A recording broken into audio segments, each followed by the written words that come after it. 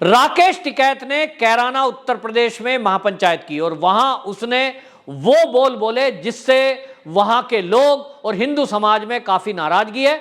असल में आपको बताएं, राकेश टिकैत एक महापंचायत करने के लिए शामली जिले के कैराना में पहुंचे थे और कैराना वही जगह है जहां अखिलेश यादव के शासन में लोगों ने पलायन किया था। लेकिन राकेश टिकैत के बयान ने एक नई बहस छेड़ दी है। वहीं राकेश टिकैत के बयान ने यह बता दिया है कि वो समाजवादी पार्टी के साथ मिलकर उत्तर प्रदेश का 2022 का चुनाव लड़ने जा रहे हैं।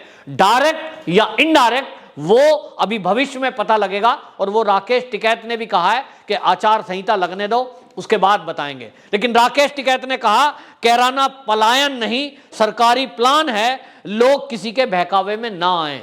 राकेश टिकैत ने यह बयान दिया है। आपको बताएं, कुछ दिन पहले उत्तर प्रदेश के मुख्यमंत्री योगी आदित्यनाथ भी कैराना गए थे और तब उन परिवारों से भी मिले थे जिन्होंने पलायन कर दिया था। लेकिन योगी जी के आने के बाद उनको पुनर्वास करने के लिए बात की गई और वो लोग लगभग 350 हैं। जी हां, 350 के करीब लोग वो थे जो वहां खौफ की वजह से उनसे उगाही करी जाती थी, हफ्ता वसूली होती थी, घर में घुसकर गुंडागर्दी होती थी और कई हत्याएं करने के लिए वहां जो लोकल लोग हैं, एक विशेष धर्म के लोग, वो हमेशा हावी रहते थे। और इसके कारण से हमने वो देखा है मंजर कि वहां लोगों ने अपने घर के बाहर लिख दिया था यह मकान बिकाऊ है। और ये भाजपा की प्लानिंग नहीं है, ये गुंडों का आतंक था। जो लोग उस घर को छोड़कर गए, अभी राकेश टिकैत जी कह रहे हैं कि यह सरकार का प्लान था। तो मैं राकेश टिकैत जी आपसे पूछना चाहता हूं, फिर तो मुजफ्फरनगर का दंगा जो हुआ था वहां तो आप ही के लोग थे, तो वो भी सब सरकार का प्लान था? आपने तो यही कहा था उस समय अखिलेश यादव के शासन में, जब वो दंगा हुआ उसको भी यही कहा गया। तो क्या राकेश टिकैत जी की नीति बिल्कुल स्पष्ट दिखाई दे रही है कि वो हिंदुओं की वोट की परवाह नहीं करेंगे और वो केवल मुस्लिमों के तुष्टीकरण के कारण ऐसा बोल रहे हैं? क्योंकि अगर आप ये कह रहे हैं कि कैराना में कोई पलायन हुआ ही नहीं, ये तो बीजेपी वालों का प्लान था, तो इसका मतलब आप कहीं ना कहीं राकेश टिकैत जी उन गुंडों को, उन माफियाओं को, उन आतंकी पर्याय बन गए लोगों को क्लीन चिट दे रहे हो। आप ये कह रहे हो कि किसी ने गोली चलाई नहीं, किसी की हत्या कैराना में हुई नहीं, किसी से हफ्ता वसूली हुई नहीं। इसका मतलब आप उन माफियाओं के साथ हो। तो आप कैराना को बताते हो आर्टिफिशियल, आप मुजफ्फरनगर के दंगे को बताते हो बीजेपी का। तो इसका मतलब आप उन बच्चों का अपमान कर रहे हो जिसकी बहन को छेड़ा गया और भाई की हत्या कर दी गई। इसका मतलब यह भी है कि आप अखिलेश यादव के शासन को योगी जी से बेस्ट बता रहे हो, जहां गुंडे थानों में अपना कब्जा करके रखते थे। तो यह साफ दिखा रहा है कि आने वाले चुनाव में ये जो राकेश टिकैत है, इनका क्या रोल रहने वाला है। यूं तो हमें पहले ही पता लग गया था कि जब लोकदल पार्टी ने समाजवादी के साथ गठबंधन किया, जयंत चौधरी जिस दिन मेरठ की रैली में खड़े हुए और उन्होंने कहा कि ये जो हम एक ही मंच पे बैठे हैं, इसी से समझ लीजिए क्या होने वाला है, तो पता लग गया कि लोकदल पार्टी वो गठबंधन करने वाली है समाजवादी से।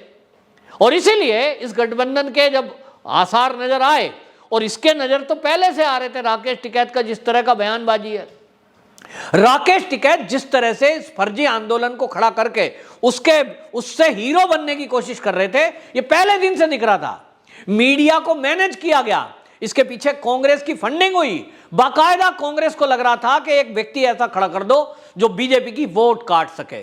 तो वोट कटौआ एक खड़ा किया गया, क्योंकि उनको लगता था कि पश्चिमी उत्तर प्रदेश में जहां कैराना हुआ, जहां मुजफ्फरनगर के दंगे हुए, उसके बाद जिन लोगों को राहत मिली, आज की डेट में कैराना करने वाले, आज की डेट में मुजफ्फरनगर के दंगे करने वाले सब जेल की सलाखों के पीछे हैं या तो ऊपर हैं। और इसका श्रेय सीधा सीधा योगी जी को जाता है। और इसीलिए इनको लगा कि योगी जी का तो ये जो पश्चिमी उत्तर प्रदेश है पूरी तरह समर्थक हो गया। तो इसलिए कैसे करा जाए, कोई एक लीडर खड़ा करा जाए, और उसके लिए किसान का मुद्दा सबसे बेटर लगता है कि पश्चिमी उत्तर प्रदेश में किसान का मुद्दा कर दिया जाए। अब ताज्जुब की बात यह है कि पश्चिमी उत्तर प्रदेश जो गन्ना स्थान माना जाता है, गन्ने का क्षेत्र माना जाता है, ये राकेश टिकैत ने गन्ने की बात कभी नहीं करी। वहां जितनी मिल है, मिल पर 3-3 साल का बकाया था अखिलेश यादव के टाइम का। मुद्दा बनाते भी तो कैसे, लोग पूछते कि भाई अखिलेश शासन में तो 3 साल तक पेमेंट नहीं मिली और योगी जी ने तो पेमेंट सारी करा दी, तो आप मुद्दा कैसे बनाएंगे? इनको लगा मुद्दा तो कुछ बना नहीं सकते, गन्ने का एरिया और गन्ना मुद्दा नहीं, तो बीजेपी इस मुद्दे को बनाएगी, निश्चित रूप से बनना चाहिए। क्योंकि आप जो बड़ाई कर रहे हो, आप 3 कृषि बिल को खराब बता रहे हो जो किसानों के हित के आए, आपने झूठ क्यों बोला? फिर आपने झूठ बोला किसानों की जमीन चली जाएगी, इसका मतलब आप बिल्कुल अपना एक राजनीतिक एजेंडा चला रहे थे कांग्रेस के कहने पे।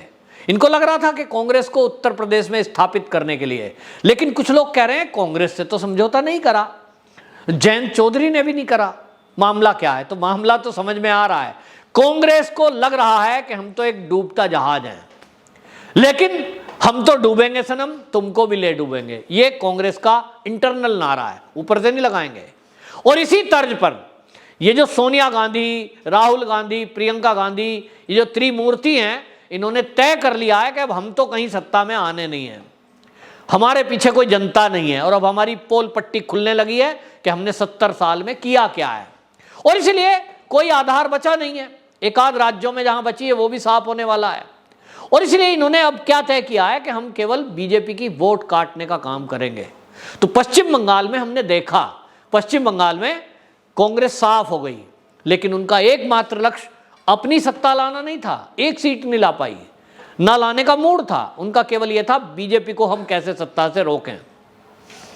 हालांकि वो सोच रहे हैं कि जीते हम हैं, लेकिन वहां बीजेपी 3 से 77 पर पहुंची है, ये बीजेपी की बहुत भारी जीत है। इसी तरह कांग्रेस सोचती है कि उत्तर प्रदेश में वो योगी जी को दोबारा आने से रोक पाएगी, और उसको लगा कि हमारा गठबंधन किसी से हो ना हो, हम हर सीट पे व्यक्ति खड़ा करेंगे, बीजेपी की वोट काटेंगे। तो आपको बता रहा हूं, उत्तर प्रदेश में कांग्रेस ने क्या किया हुआ है, कुछ पंडित लगे हुए नाम, मिश्रा, शुक्ला, ऐसे लोगों को खरीदा हुआ है। त्यागी हूं मैं, लेकिन त्यागी भी हैं उसमें, माफ करना। और उन सब लोगों को क्या किया हुआ है, रोज सोशल मीडिया पे आप बैठिए, घंटों लेक्चर दीजिए और एक मुद्दा चलाइए कि योगी जी ब्राह्मण विरोधी हैं। आप स्पेस चला लो, ट्विटर खोल लो, फेसबुक देख लो, वीडियो बना के डालेंगे, ब्राह्मण विरोधी हैं, और नाम किसका लेंगे, विकास दुबे मार दिया। अरे भैया, एक अपराधी, एक गैंगस्टर जिसने ब्राह्मणों की जमीन हथियाई, जिसने ब्राह्मण ही पुलिस अफसर को गोली मारी, क्या उसकी पत्नी, उसके बच्चे नहीं हैं? लेकिन फिर कहेंगे वो तो ठीक है, लेकिन अब उसकी बेटे की बहू को क्यों पकड़ा हुआ है? भाई ये मामला कोर्ट का है, न्यायपालिका है। आपको हाई कोर्ट में अगर लगता है कि फैसला ठीक नहीं हुआ तो सुप्रीम कोर्ट जाओ, इसमें योगी जी का कहां से रोल आ गया? लेकिन एक एजेंडा चलाया जा रहा है कांग्रेस के द्वारा, और कांग्रेस यही करती है पिछले 70 साल से, झूठ बोलो, फूट डालो, राज करो, यही तो चलाया है कांग्रेस ने। तो उत्तर प्रदेश में अब लगता है योगी जी को ऐसे तो हरा नहीं पाएंगे, तो कुछ लोगों को लालच देकर, पैसे देकर हायर किया गया, और वो दिन रात यही आलाप रोते हैं कि ब्राह्मण विरोधी है योगी, ब्राह्मण, और उनके ये ट्रेंड चलाने का काम चल रहा है। इसी तरह एक राकेश टिकैत हैं, इनको कहा गया है कि आप ये कहो कि बीजेपी किसान विरोधी है, बीजेपी किसान विरोधी है। भैया कौन सा किसान विरोधी है? बीजेपी अगर किसान विरोधी होती तो किसानों के खाते में सम्मान निधि जो पैसा डाल रही है, क्यों डालते बीजेपी? क्यों उनके खाते में डालते? जैसा पहले से होता आया है कि 1 रुपया चला दिल्ली से, 10 पैसे व्यक्ति को मिले। आज की डेट में तो योगी मोदी ऐसा नहीं कर रहे। 6,000 रुपया किसान निधि चल रहा है तो 6 ही हजार पहुंच रहा है। लोगों को, गांव में गरीब लोगों को राशन दिया जा रहा है। 2 साल हो गया, क्यों देते? बिजली दी जा रही है 20-20 घंटे गांव में भी, क्यों देते अगर किसान विरोधी होते? एमएसपी पर डबल खरीद हुई है, क्यों खरीदते अगर किसान विरोधी होते योगी जी? तो आप अपना एजेंडा चलाने की कोशिश तो कर रहे हो, लेकिन लोग मूर्ख नहीं हैं, समझते हैं कि ये राकेश टिकैत वो है जिसको हमने देखा कि जब अखिलेश शासन था उस समय बिल्कुल नहीं बोला, ना एमएसपी के मुद्दे पर। अखिलेश यादव जी को कभी घेरते, भाई आप किसान नेता हो तो कभी झंडा डंडा लेकर लखनऊ पहुंचते और कहते कि एमएसपी पे आपने खरीद कम करी है, एमएसपी पे गारंटी दो, सारी फसल खरीदो, लेकिन नहीं कहेंगे क्योंकि वहां से कोई स्वार्थ सिद्धि हो रही है। आज की डेट में ना तो योगी जी पूछ रहे हैं, ना मोदी जी पूछ रहे हैं, और इसीलिए इनको लगता है कि जब पूछ नहीं रहे तो हम इनका विरोध करेंगे। जो पार्टी इनको पूछेगी, स्वार्थ सिद्धि करेगी, उनके पक्ष में खड़े हो जाएंगे। तो आज राकेश टिकैत को कैराना नकली लगता है, आज राकेश टिकैत को मुजफ्फरनगर दंगा भी नकली लगता है। तो ये उनका अपमान है जिन परिवारों ने दुखी होकर गुंडों के आतंक से पलायन किया था। ये फर्जी कह रहे हैं उसको।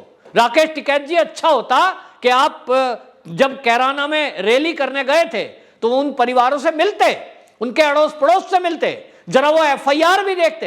लेकिन नहीं, आपको एजेंडा सेट कर रहा है और इसीलिए ये आप जो बोल रहे हैं इसका खामियाजा आपको भुगतना पड़ेगा। मैं तो कहता हूं राकेश टिकैत जी, आइए मैदान में उतरिए, किसी चुनावी मंच से आप आइए तो आपको पता लगेगा, और खड़े हो जाइए कहीं से भी, पूरे उत्तर प्रदेश में जहां आपको पसंद आए वहां से टिकट ले लो और खड़े हो जाओ।